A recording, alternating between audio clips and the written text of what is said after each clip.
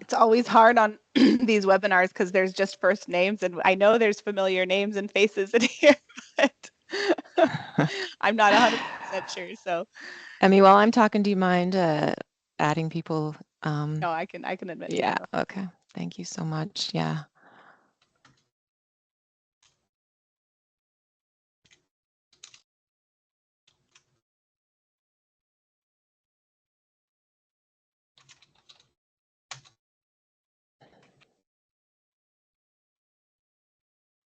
Okay.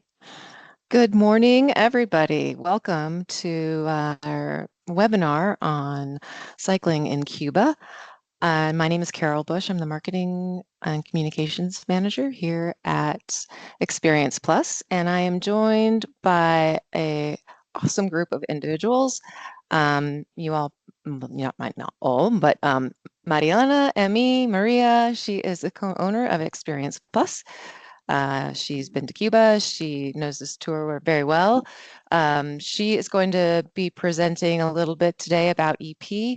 And next will be Maria Rosa Rodriguez, who is our Cuba tour manager. She's Cuban. She's going to give you the inside scoop on what it means to travel in Cuba. And then Alain and Melanie Celisotti. I hope I said your last names right. There are tour leaders who have done this tour, and they're going to give you the day by day. So, real quick, the overview I just kind of gave to you, but we're going to introduce you a little bit to Experience Plus because there's some of you here who might not know who we are and what we do, and we definitely want you to know what to expect when you get to Cuba and what our trip entails. So with that, I'm going to let Emmy take control of the presentation and take it away. Thanks, Carol. I'm going to do a brief rundown about Experience Plus. I have a feeling most people here know who we are. In fact, if you have not traveled with us, if you can put a note in the chat, that would be helpful for me because then I know a little bit more about who's here in the room, in the virtual room. But I can get going with our introduction. So once again, my name is Maria Elena Price. Monica and I, my sister, we co-own Experience Plus. My sister and I have been running and second generation owners for almost 16 years now, which feels crazy to say. But we have been at this for a while, but my parents started back in 1972. And we've built this organization. They built it up to running trips in about 10 to 15 countries. And since we have taken over management, we have continued their legacy and run trips now in 21. And we added Cuba for the first time in 2018. Many of you know we have two offices. We're based here in Fort Collins, Colorado, where I am, and then my sister runs the operations out of our Italian office in Italy near Faenza. And when we do trips abroad in places that we don't have our own office, then we partner with local operators, and that's where Maria Rosa is part of our partner operator, and in Cuba. So that's a little bit of our structure. As many of you know, if you've been on tour with us, our goal while you're on tour is we have three main tenets that we try and uphold in all of our trips, no matter whether they're guided or unguided or self-guided. One is that you get to ride at your own pace, because we think bicycling is the best way to see the world, and feeling like you can do it at your own pace is really important to us. We want to make sure that wherever you're traveling, you're really connecting with the place and the people, so you feel like you've really learned something and understood that place. My father, as many of you know, was a cultural geographer, and experiential learning and immersion was an important part of how we design all of our trips, and that is very relevant for our trip in Cuba, probably almost more than anywhere else. And then, of course, the benefit of coming with a tour operator is that you don't have to worry about any of the logistics or oftentimes anything, hopefully. And we take care of everything to make sure it's a seamless tour. And we try and carry those three things across all of our trips. We have a number of tour styles that is how we segment our portfolio of trips. We have, here are the 4 tours that are actually 4 styles that take up the minority of our tours. Most of our tours are a classic style, which I'll talk about more in the next slide. But we have a bike and boat segment of our tours where you spend most of your time on a boat. The biggest benefit, of course, being you don't have to unpack. We have an expedition type trip, which is a long distance, usually 2 to 3 or even 4-week trips that go across continents, across countries, longer days. And we have, as of a few years ago, we've added a gravel explorer type trip. This is the kind of trip which is actually slightly shorter, and we spend more time off pavement. And we have 3 or 4 itineraries of our gravel explorer tours now that we've been launching and trying to get going. And then last but not least, we added self-guided back to our portfolio last year with some trips we run out of our Italian office, and we'll be looking to expand those as well. And those are where we don't have tour leaders or vans as support, but we still manage all the logistics and transfer your luggage. So there's a big smattering. You can read more about our tour styles on the website if you don't know more about them. And the Cuba trip particularly falls under our classic style, although because Cuba is unique, there are a lot of asterisks with that. Most of our classic tours, we use arrows for navigation, which is part of our tenet of riding at your own pace. In Cuba, we do not. The good news is there's fewer roads. We do send you tracks that you can use on your phone on the Ride with GPS, or you can download on your GPS. And the reason we don't do arrows is actually the material to use and put down arrows is important construction material, and it's hard to find, and we don't want to take that away. In the rest of the world, you can buy that material for $10. We can get away with a $10 bag of it's our secret. It's in the US we use drywall. It's really just white drywall, and but we just it's not something that's easily found in Cuba, and we don't want to take that away from the people who need it. So we don't do arrows in Cuba, but we have found great ways to still navigate. Alain and Melanie can talk about that. We do have vans and local support and local tour leaders. We work with a local Cuban tour leader.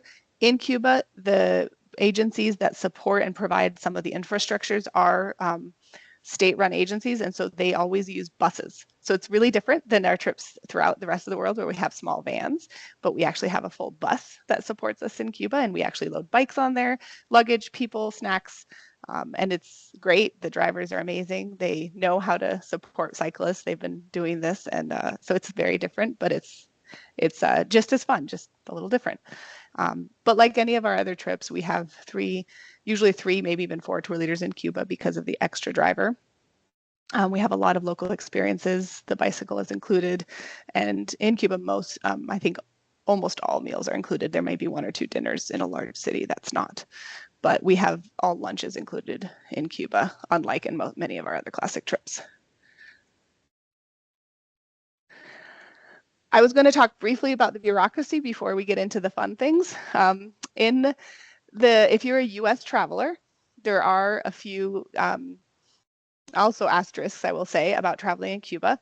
You have to go with a partner that is managing the itinerary under what the Office of Foreign Assets Control requires. And for the US, we are doing that. Our itinerary falls under the general license of the support for the Cuban people.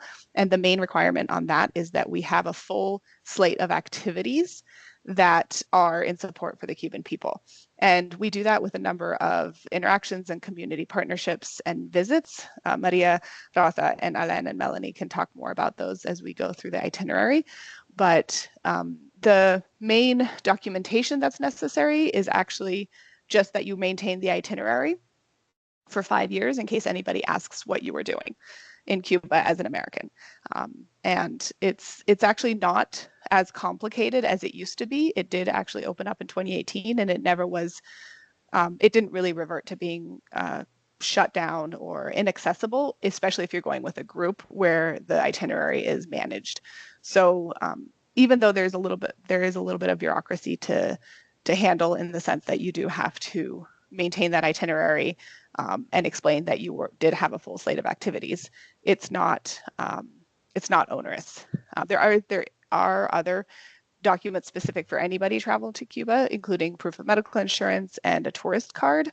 And all of that information can be found on our website. We can put the link later on in the chat here so you guys can have access to it. But a lot of times the airlines are helping with that.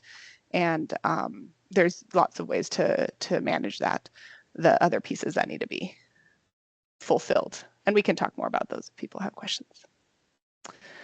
So that was the nitty-gritty part. And from here, I would like to ask Maria Rosa to talk a little bit about what is the context and what to expect when you're traveling in Cuba from her perspective. And Maria, can you give a little background also on who you are in your role? Okay, hello everyone. My name is Maria Rosa. I was born and raised in Cuba until 3 years ago that I moved here to the US. I live in Portland, Oregon. It's a big change, not only for the weather, but everything else. The US is so different from Cuba. I was a tour guide back in Cuba, and I've worked with Cuba Unbound since 2016 there, and now here managing the tours in Cuba. So I'm here basically to set up the expectations now that I live here and have been born and raised in Cuba. It's a big difference. Cuba is very unique. It does not run like the US. It goes at a much slower pace.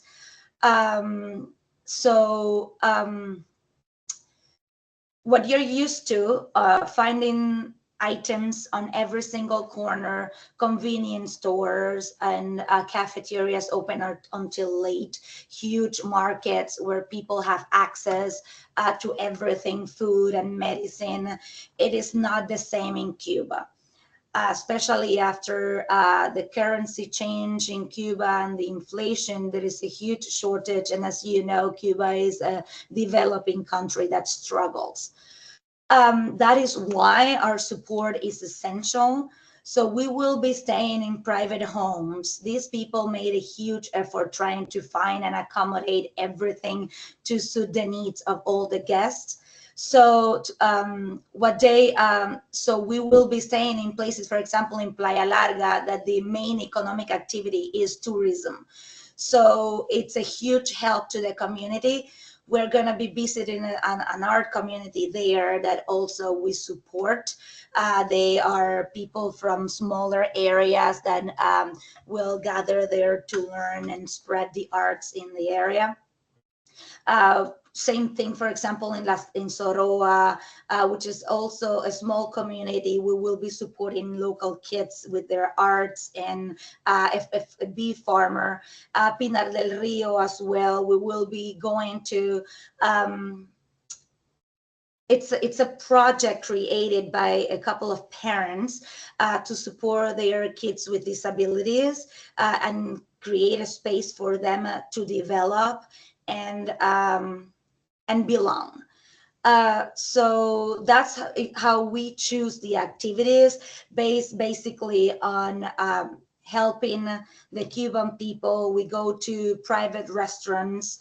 Like I said, getting supplies for the restaurants is a huge challenge for the restaurant owners, and they do their best to create different dishes, and they import goods as well. Cubans have created a whole new mechanism on how to acquire things. They import them from other countries, and not the government, local individuals do that. We don't see cars like everywhere else in the world that we're going to see lots of old cars that Cubans are very resourceful, and they keep maintaining and having them run on the roads. That's why in the smaller towns, you're going to see less and less vehicles and more bicycles, as well as horse-drawn carts and tractors, because those are basically their means of transportation. And there's still hitchhiking in Cuba because they try to support one another, and that's how they go from one place to another. And despite all the shortages and the things I mentioned before, I think it's very important to highlight that it's mostly a cultural experience, as Maria Elena was explaining, and everything.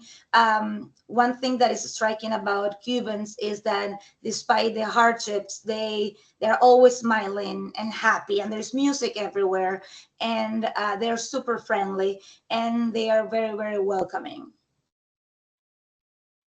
If you have any questions, I'm happy to answer. Thank you, Maria Rosa. I think, you know, if you have any questions for her, you feel free to put them in the chat. The next section is going through the itinerary. We'll also be talking some more about some of these community activities. And I'll let Alain, I think, or Melanie, I'm not sure which one of you is taking over from here, but feel free to take over from here. Okay. Hi, everyone. So I will tell you about the first part of the trip. We have our Grand Bicycle Tour of Cuba, which is 15 days. And it's divided in cycling Central Cuba and cycling Western Cuba. And both of these trips are very, very different, one from the other. And I will tell you the first part, so the Central Cuba. I chose to pick some pictures as all the technical information, let's say like kilometers, and you will find in our website. So here you can see a very typical house of Cuba, and I always love the fact that they are hanging out these clothes, and they are super colorful. And so everybody was always stopping to take pictures. Then, sorry, okay. So let's go into day one. We will pick you up in the airport and shuttling to Remedios. Remedios is where we are staying the first day, and it's a very small town. We are doing our bike fitting there and a test ride. So here you can see tricycles, and they are actually electric because, as Maria Rosa was saying, people in Cuba are super resourceful, so they were adding batteries to their tricycles, which were once just muscular. And people are always smiling, as you can see, and with the flag of Cuba, being very proud of being Cuban. And then there is still someone that has no motor, like this guy, and you can see he's more skinny than the other one, more thin. This picture I took because I loved the colors of Remedios, the colors of the town. They are beautiful everywhere, but in particular, I really enjoy the light of this small town. And then this bicycle. As you can see, maybe you can notice then that in the front wheel, there is a disc brake, but actually on the handlebar, there are no brakes. And then also the pedals of the bike, there are no pedals. And people in Cuba move, they try to, they do their best with what they have. So, and here is our day 2. So we are starting cycling from Remedios to Sancti Spiritus. Again, you can see some horses on the road. You may see more horses and bicycles than cars, which is something we love. And we have some rolling hills the very first day. Here is some of us on the road. And Sancti Spiritus. Sancti Spiritus is a colonial town and was founded in the 16th century. You can see the cobblestone, and we will have a walk around, and we may find some kids. These are 2 kids, they are cousins, they were playing on the road. Then the day after, day 3, we are cycling from Sancti Spiritus to Trinidad. In this picture, you can see people selling their own bananas. It's something we will get used to see along the road. People selling what they have, talking about fruits and vegetables, and as Maria Rosa was saying, food we get what is on season, and then while importing in the restaurant, we will have some different food and also very good restaurants, but importation is difficult in Cuba. But a fresh banana along the road is the best. So here some cyclists going down, beautiful landscape, and then we are here in the Manaca Isnaga. Manaca Isnaga is the farm, let's say, it's called like that. This dates back to the 19th century. And it's located in a huge valley, which is now part of the UNESCO World Heritage, because once it was a colonial site where people were growing sugar canes. And unfortunately, for a very long time in Cuba, there were slaves. And the picture is taken from above a high tower where the owner was controlling the slaves at work. Then we are having lunch down in this beautiful house, colonial house, and we may meet some a funny falcon that is jumping on our heads. And we are getting to Trinidad. Trinidad is also a UNESCO site. Trinidad is a beautiful colonial town, and it's surrounded by mountains. In the day 4, it can be a rest day, and people have time to explore the town, to visit the museums. We have a guided walk with our local guide, our Cuban guide. But yes, and here are some pictures, a lot of colors. It's very beautiful, and again, some different ways of. This is a taxi, for example. And we can also decide on our rest day to have a loop of 30 kilometers and go to the sea. We are now very nearby the sea, and this will be the part where we will be cycling. So that's a nice cycling too. Then in day 5, we are cycling from Trinidad to Cienfuegos. And here we are taking this, we took this picture at the beginning of our ride, which is a little bit out of town. And this happens often on the Cuban trip, that we are shuttling out of town because in the morning, there's a lot of traffic in towns, in some towns, in some cities. Traffic which is, again, bicycles, horses, cars, whatever. So sometimes we shuttle out and it's easier for everyone. And some cows on the road. And then finally we reach the sea, this beautiful ride today of day 5. And there are all these rivers coming from the mountains and going to the sea. So we meet the sea, we see the coast, it's beautiful. Here, that's Alain cycling on the bridge. And on this day, we are having lunch in a local restaurant with seafood, and we are having lunch on the sea. So in a beautiful spot. And then we are going to Cienfuegos, which is a very nice town, and we will have time to visit it a little bit. Day 6, we are cycling from Cienfuegos to Playa Larga. Maria Rosa was mentioning before Playa Larga as being a touristic place. Indeed, it's possible to do some snorkeling on this day and see some fishes. Oh, this day we met cyclist team, the only one we saw. They were very friendly. You can see also in the back the kids going to school or coming back from school, don't remember. And then before reaching Playa Larga, this is a very iconic sign.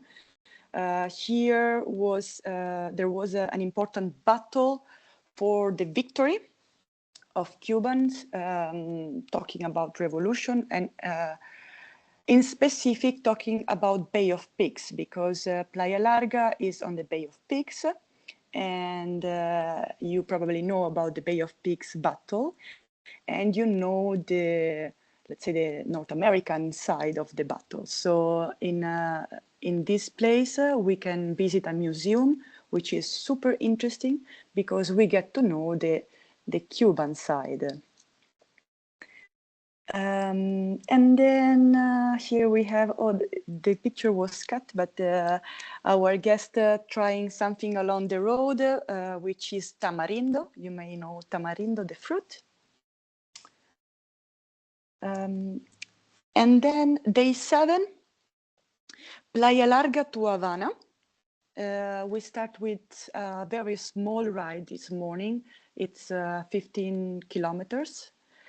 But I have seen every time the tocororos on this ride, which are the national birds of, national birds of Cuba. And we get to this Corimacao Association. This is one of the activities that we do to support the Cuban people. It's very interesting. They welcome people from all over the island, people that have some talent, or they may have some talent. Artists, musicians, artists like you can see here, they painted, or dancers. And we are visiting them, we see what they do. And it's very emotional because most of them are also kids or young people that have difficult situation at home, and here they find a place to live and to be creative and to be welcomed. So it's a very nice experience we do together. After this, we will drive to Havana. And La Habana, it was for me one of the most beautiful town I ever seen. It's really incredible. I love to walk all around because you see all these colonial houses, and it's really worth it a visit, more than one day actually. And then here's a picture of the Malecón. That's the walk along the sea, and with the sunset and an old car. Sometimes the waves are so big when the wind is strong that then they close the road, and it's full of water. So in Havana also it's very interesting to visit the Contemporary Art Museum. It's a gem. And yes, so I will be happy to answer your question later. And now I give the word to Alain, which will tell you about the Western part. Thank you very much, Melanie. And hello, everyone. Thanks for joining us. So yeah, I have the pleasure to talk about the cycling, the Western Cuba. So for those who have already explored the central part of the island, we will wake up in Havana on day 8. Instead, for those joining us for the exploration of the western part of the island, you will typically arrive in Havana around midday, making this a transition day dedicated to discovering the city, and your day 1 as well. So you have a mix of guided tours and free time, allowing you to explore the additional landmarks not included in the itinerary, or delve deeper into sites we've already visited, like Melanie was saying, the Museum of Cuban Fine Arts. It's also time for bike fitting for those joining here. followed by a welcome dinner together, where we can share the experience from the first half of the adventure and look forward to the second. So our accommodation is one of the most modern building in Havana, Seaside Road, Malecon. There was a picture showing it before. And that accommodation will be very different from what we will encounter the following days, mostly governmental run hotels. So with Havana vibrant colors, that's one of my favorite city as well. The sounds, the rhythms, there's always constantly music at any corner, and drinks and mojito and so on. So with this, all these things still fresh in our mind, we enter the western leg of the tour, uncovering rural and wild Cuba in this part. So it's a must-see for those wanting to experience another side of this unique island and its culture and landscapes. So these two tour legs present many differences in what we will see. That's a reason, in my opinion, why it is definitely worth to cycle both the central and the western part. After a short transfer far from the crowd, we get a packed lunch as usual, and you can eat along the ride.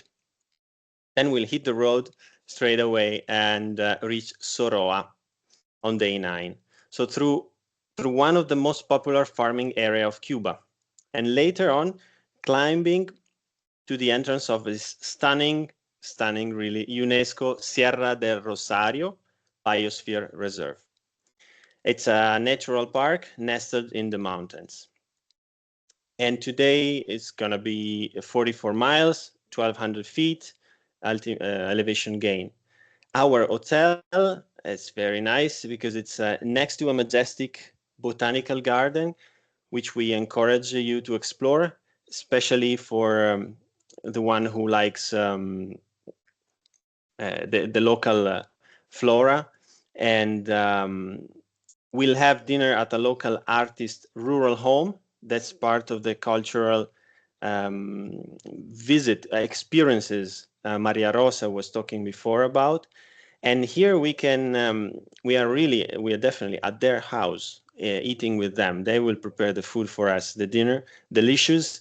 And we can ask the artist or his wife about life on the island, about the challenges they face, and their hope for the futures. The following day or today, depending on the weather. So this gives you an idea of also about the fact that the program might often change in Cuba, but will be respected somehow. We visit a family-run agricultural project where we have the extracting sugar cane juice, as you see in the picture, where we all laughing and learning about beekeeping, discovering small-scale farming practices like legumes and vegetables production. So that's one of my favorite experiences. On day 10 or day 3, 38 miles and 1,100 feet to San Diego de los Baños. So today starts with a scenic descent by bike, taking us to the main national road that connects the capital, Havana, to Pinar del Rio, our destination. To go there, we'll pass through small towns and rural landscapes, again, having lunch along the way as usual and navigating roads that you see in the picture where I'm cycling, a lot of potholes. So these roads becomes a bit challenging in this part of the island, more than in the central, compared to the central part, due to the uneven surface, the maintenance that is, the lack of maintenance. So, but our well-equipped track bike, I think, can handle it. And also, I think you can handle it. So before reaching Pinar del Rio, we jump on the bus and we go visit again another cultural and social project where differently able youth create artworks and perform traditional Cuban theater as well. Singing again, and we'll give you suggestion for dinner on your own in town of Pinar del Rio.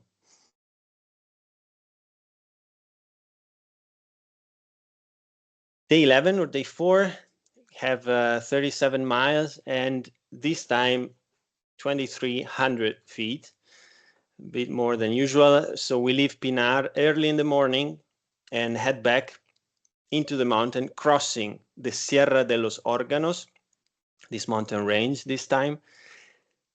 After some effort, we'll be rewarded with breathtaking views on the Viñales valleys. The cradle of honey and tobacco production that offer incredibly wild scenery. So our final town is going to be Viñales, and we're going to spend another day there. Can be a rest day. So in Viñales, rest day can begin with a hike, right? Because you want to rest from the bike, but you want to still visit and explore. And so we explore tobacco, coffee, honey, and rum production after the hike with a guided tour. We can taste it. We can see how they produce it. And the afternoon is usually free for your independent exploration. Right after a group lunch at this majestic hilltop farm that produces most of what it serves, organic, and they are doing great. So if you haven't visited yet this Soroa Botanical Garden I mentioned before, we recommend you here exploring at least the Viñales Garden, and each offer unique species from orchids to other island flora. Really worth to see. Then day 13 from Viñales, we resume our bike journey, tackling another mountain pass. This might be one of the more challenging days, but it will lead us to the village of Entronque de Herradura, where we'll regroup, have lunch, and then shuttle to Las Terrazas, this ecological and sustainable community where we'll stay overnight with a total of 38 miles and 2,500 feet of elevation gain. So here you see the entrance of the eco resort and the hotel where we're staying. The left bottom corner of the screen, and this is surrounded by lush forest, trees growing around and inside it, and it's a great view above the lake.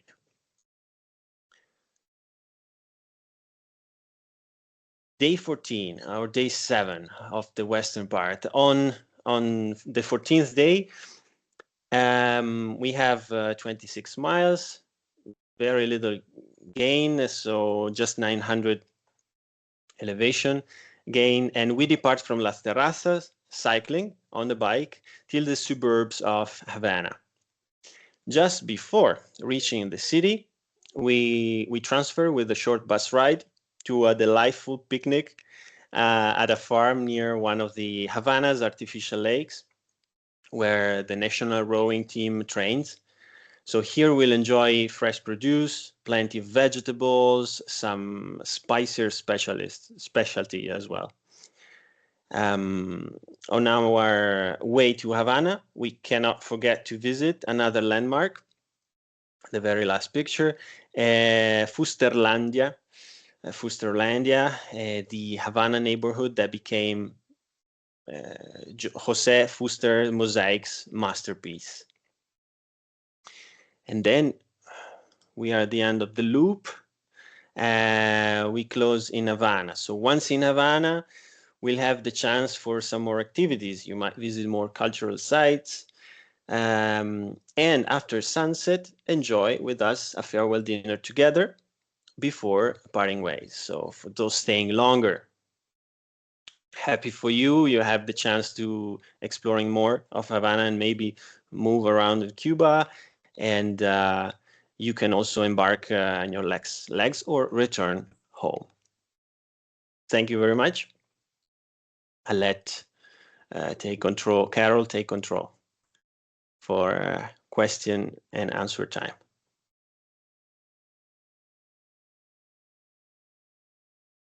Go for it, Mariana. All right, thank you. I will take control. Thanks, Alain, Melanie, and Maria Rosa. I think at this point we would like to just open it up to questions. If you want to chat them in the chat or in the Q&A, there is a Q&A enabled button, I think, also on your screen. Either one, we can monitor both. And we can just provide any answers you might have. I think one of the things I had put in the chat briefly that to explain some of the lodging. Maria had also explained how we're doing some homestays, and it's true in the first part of the tour, I think it's 3 or 4 nights, Maria Rosa, can you confirm, that we stay definitely in Trinidad and I think in Playa Larga, and I don't remember if there's another one. You're muted, Maria Rosa, if you're talking. But we stay in what are considered casas particulares, which are basically homestays. You still have a private bedroom and a private bathroom, air conditioning, but you're in a home, and so breakfast is often in the family dining room, and you really get to connect with the folks from the area. Yes, the only one that is the only homestays are in Playa Larga and Trinidad. Okay, yeah, so there's 3 nights there. I did see a question come through about whether e-bikes are available. As of right now, we do not have a fleet of e-bikes that are available for the tour.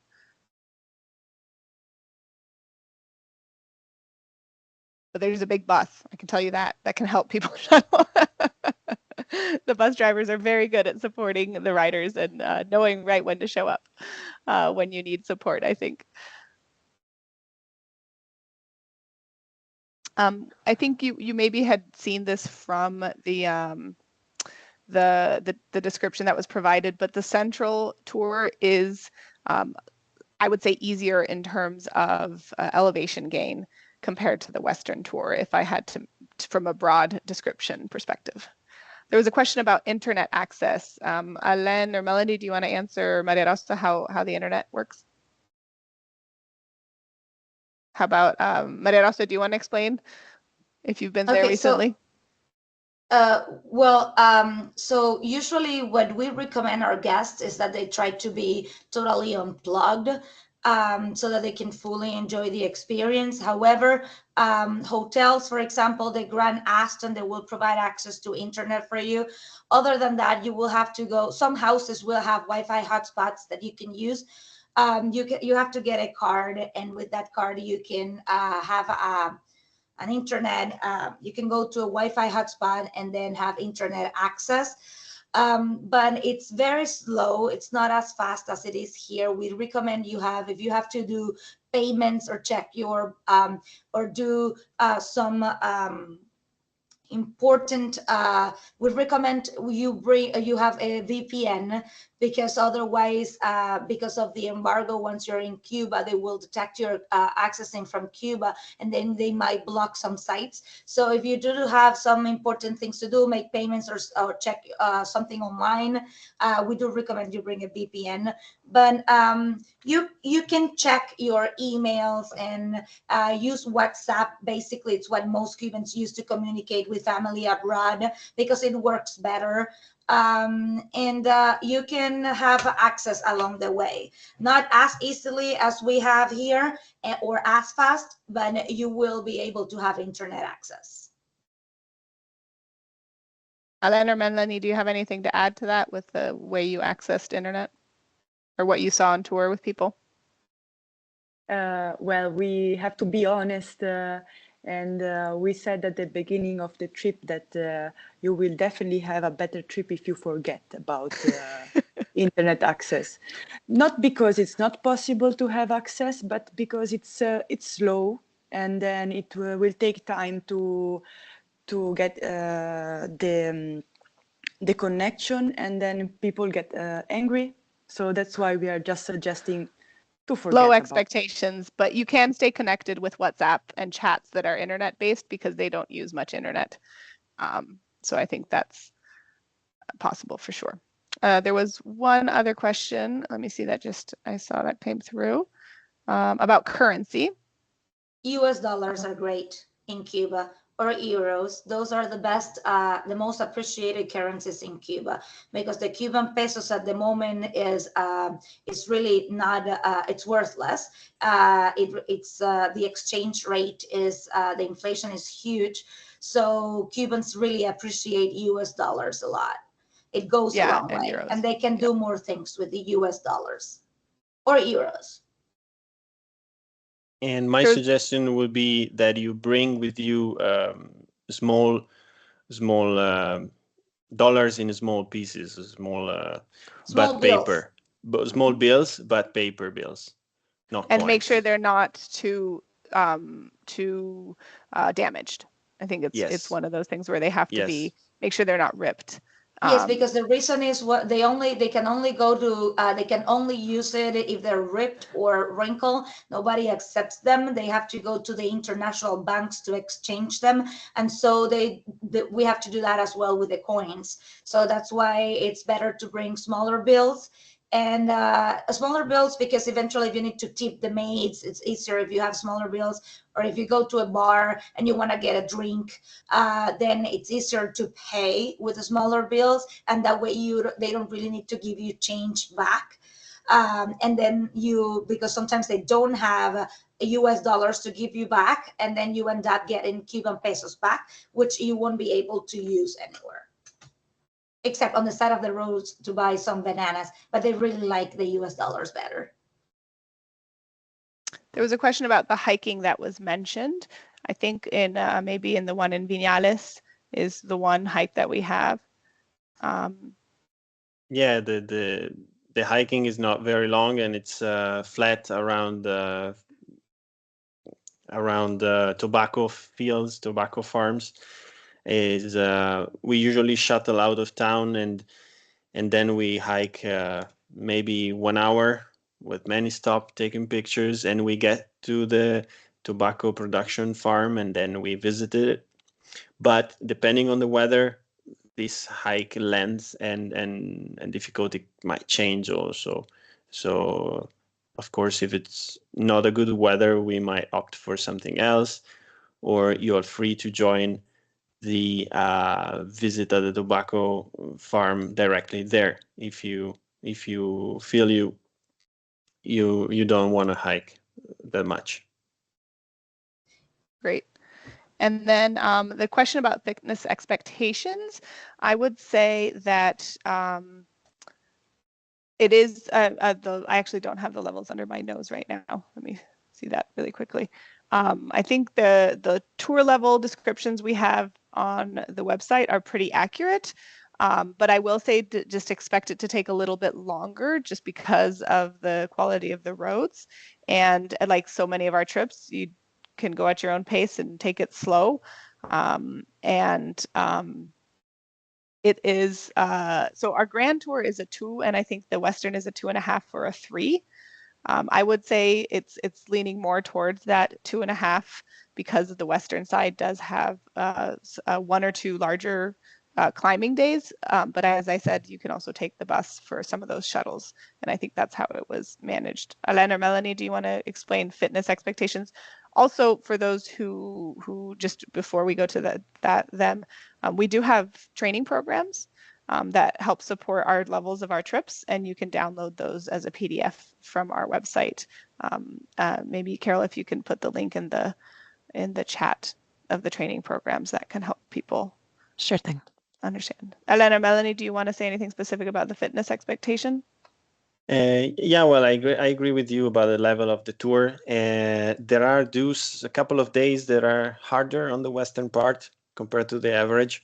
The day we climb the other side of the mountain pass, but as you were saying, the bus is fully supporting the riders. It's a bus that have space for your bike and each of us, so you can jump on the bus in most places. As soon as the bus have a place on the side of the road to stop. And there's a dedicated driver. It's a bus driver. So his concern is to support you. Also, water and snacks as usual comes with the bus. And then, as Maria Elena was saying, no arrows. It's the own of the two or three guides that are on the tour to deal with checking on the group by pedaling ahead, behind, and in the middle of them, and to check that everybody's fine. And in case, they can also call the bus. Perfect. Thank you. We have reached our time. We were trying to keep this to 45 minutes. For those of you who maybe have more questions, you can always email us at info@experienceplus.com. I think Carol is showing a little bit about how our website is set up. Do you want to explain the tour itinerary, download and details? Real quick, everyone. I just put the link into the chat for the this tour page, the Grand Bicycling Tour of Cuba. When you get on that page, you'll actually on the the left-hand corner, you can link to the other two tours, the Central and the Western. But if you are interested in taking this tour, you have questions, you can certainly download the itinerary. You can also temporarily hold a space, and you can do that from this tour page itself. Just look for the blue buttons that says pencil me in. You'll be taken to a form where you'll basically submit your interest to us, and then we'll follow up with you and tell you what you need to know in terms of how long we'll hold the space for you. The itinerary that you can download has all the content that's on our website, but it's just a handy opportunity to just have it all in one place. So one couple of things we want to let you know about is that right now we currently are running our early booking discount. There's a deadline of November 1st. All of these Cuba tours are eligible for the discount. You save $200 per person when you submit a booking reservation. A deposit of $500 per person is required, and that savings does come off the end or the final cost of the tour that you pay 90 days before departure. And how do you learn about things like the early booking discounts and new tours that we're offering? Our favorite way is for you to get plugged into our weekly email updates. You can sign up for that through our homepage of our website. You can also scan this QR code. It'll take you to the form for filling that out, and we try to email you as little as possible once a week, depending upon your interests, and it's a great way to stay connected with us. Lastly, if you have any questions that we didn't answer that you want to get taken care of, don't hesitate to email us at info@experienceplus.com. Maybe Emmy, you can put that in the chat there. You're welcome to give us a call and talk to us. We love to chat with people about biking. The number is 800-685-4565. And opportunity for everybody, Alain, Maria Rosa, Melanie, Emmy, thank you so much for joining. I think that's all we have time for, and we really appreciate you coming up on this tour with us and learning about Cuba. So that's all we have for you. Thank you so much. Thank you all. Hope to see you online somewhere else or in person. And we will send out a recording of this webinar to your email if you've registered. Ciao, ciao. Ciao. Thank you very much. Ciao. Thank you. Thank you. Bye.